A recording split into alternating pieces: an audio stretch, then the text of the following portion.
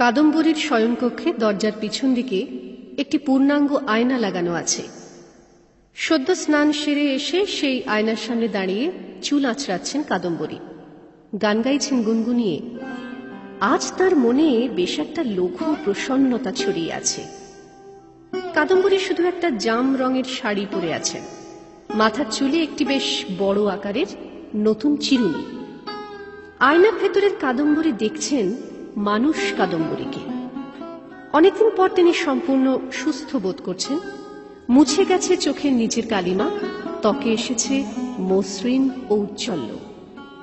চিরুনির ডগায় সিঁদুর মাখিয়ে সিঁথিতে লাগাতে লাগাতে কাদম্বরী হঠাৎ চক্ষু দুটি ঘুরিয়ে মুচকি হাসলেন।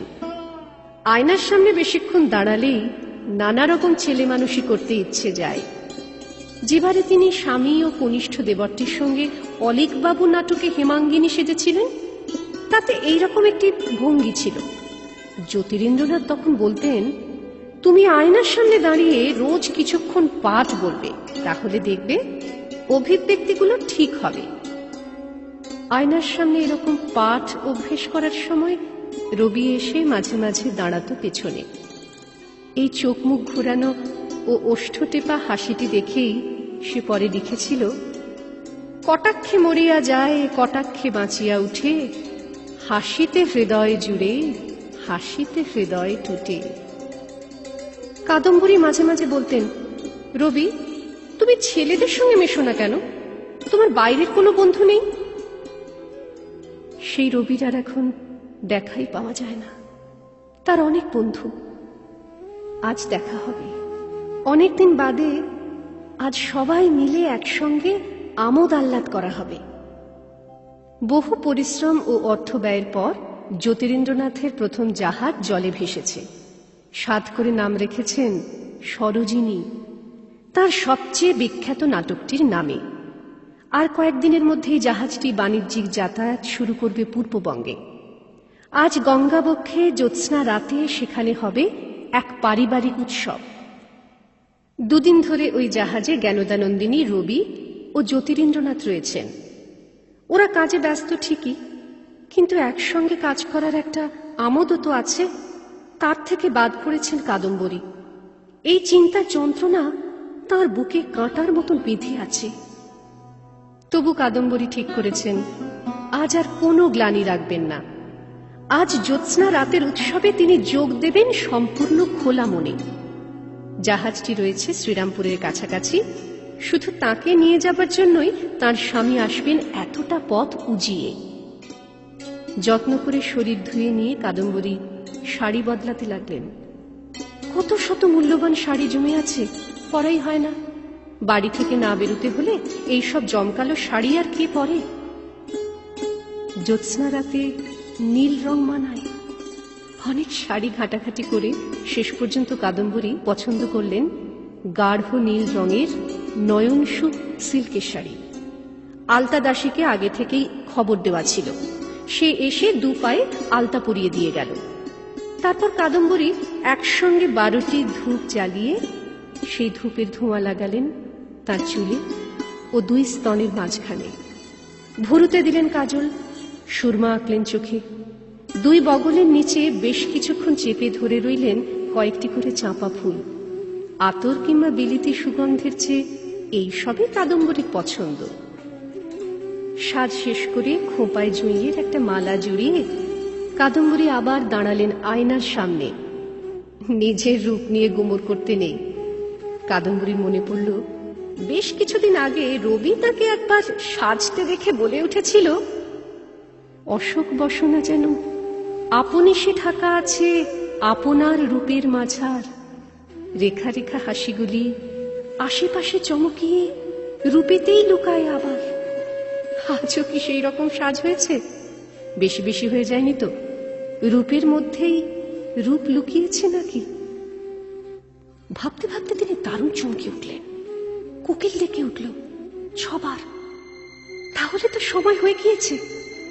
সিঁড়ি থেকে শোনা যাচ্ছে তার স্বামীর পদশব্দ। দরজা খুলে তিনি বললেন, হুলোর মা, দেখো দেখি কেউ এলো। না, সিঁড়ি দিয়ে কেউ উঠে আসছে না তো। কোকিল নিত্যয় কোকিল সে খালি ডেকেই চলে। কাদম্বরী ছটফটিয়ে বারবার ঘর আর বার করতে লাগলেন। জ্যোতিরিন্দ্রনাথ আজ আসবেন না, এ তিনি বিশ্বাসই করতে পারছেন না। আসবেন, তিনি ঠিকই আসবেন, যতই দেরি হোক। দুহাতে মুখ চাপা দিয়ে কাদম্বরী ঝাঁপিয়ে পড়লেন বিছানায়। দেয়ালের কোণে জ্যোতিরিন্দ্রনাথের একটি রূপো বাঁধানো ছড়ি রাখা আছে। ছুটে গিয়ে সেটা এনে কাদম্বরী ঠাঁই ঠাঁই করে মারতে লাগলেন তার এতকালের সাধের দর্পণে। ঝনঝন শব্দে চূর্ণ বিচূর্ণ হয়ে মেঝেতে ছড়িয়ে গেল কাঁচ। কাল্পনিক কোন শব্দ শুনে চেঁচিয়ে উঠলেন, কে কে? কোনো সাড়া নেই। তিনি বাজ পাখির মতন তীক্ষ্ণ কুটিল চোখে চেয়ে রইলেন বন্ধ দরজার দিকে। তারপর আপন মনে বললেন, কেউ না বুঝি বাতাস? আজ থেকে বাতাস, তুমি আমার কেউ না। মধ্যরাতের জ্যোৎস্না, তুমি আমার কেউ না। বারান্দায় যত ফুল ফুটে আছো, তোমরা আমার কেউ না। কাদম্বরী অসহিষ্ণুভাবে মাটিতে পা ঠুকে ঠুকে বলতে লাগলেন, আমি যাব, আমি যাবই। ওদের আনন্দ উৎসবের মধ্যে গিয়ে আমি জোর করে বসবো। ইচ্ছে মতন পাখি হতে পারলে কত সুবিধে ছিল। একবার আকাশে উড়াল দিলে পথ চেনার কোনো সমস্যা নেই। কাদম্বরী ছুটে গেলেন পাশের ঘরে, চাবি দিয়ে খুললেন দেয়াল আলমারি। তার ভেতরের একটি গুপ্ত স্থান থেকে বার করলেন একটি গয়নার বাক্স, চন্দন কাঠের তৈরি, ওপরে হাতির দাঁতের কারুকাজ করা। এই পেটিকায় স্বর্ণালঙ্কার নেই, শুধু হিরে, চুনি, পান্না, মুক্তোর মালা। সেগুলি সরিয়ে সরিয়ে তলা থেকে বার করলেন একটা কাগজের মোড়ক। এর মধ্যে রয়েছে 4খানা কালো রঙের বড়ি। এই বড়ি খেলে পাখি হয়ে উড়ে যাওয়া যায়। বিশু নামে এক কাপড়ুলির কাছ থেকে এগুলো সংগ্রহ করে রেখেছেন কাদম্বরী। সে ঘুমের ওষুধ দেয়, একটু ঘুম, বেশি ঘুম, গহন ঘুম, মরণ ঘুম। এই গয়নার বাক্সের মধ্যেই সযত্নে রক্ষিত আছে 3খানি চিঠি। এর মধ্যে একখানি কাদম্বরী পেয়েছিলেন ধোপার কাছে কাচতে দেবার আগে জ্যোতিরিন্দ্রনাথের এক চোপ্পার পকেটে। অন্য দুটি এক বৃহদাকার অভিধানের ভাঁজে। 3টি চিঠি একই মেয়েলি হস্তাক্ষরে লেখা, সম্বোধনে প্রাণাধিকেশু, তলায় কোনো নাম নেই। এই চিঠির কথা কাদম্বরী তার সর্বগুণান্বিত ব্যস্ত বিখ্যাত স্বামীকে কখনো বলেননি। 3খানি চিঠি তিনি পড়লেন আবার। তার ঘন ঘন নিঃশ্বাস পড়তে লাগলো। অত্যুজ্জ্বল হলো 2 চক্ষু, সমস্ত রোমকূপে জ্বালার অনুভূতি।